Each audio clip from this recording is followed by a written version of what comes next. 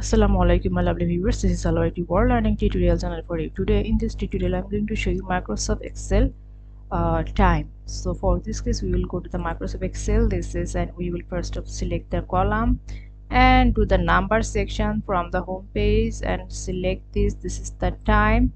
So how do I do it? So this any kinds of things I have select, this is the also second has been here.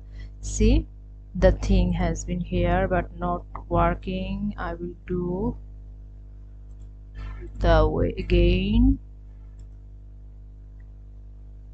Select this VM,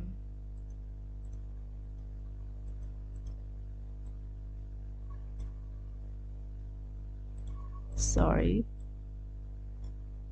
See, so if there have the number variance, then what will do? Select this,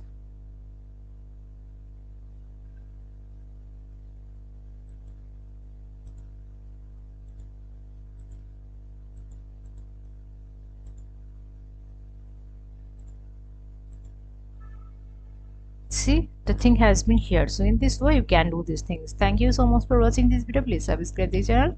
Hopefully this tutorial will help you so much.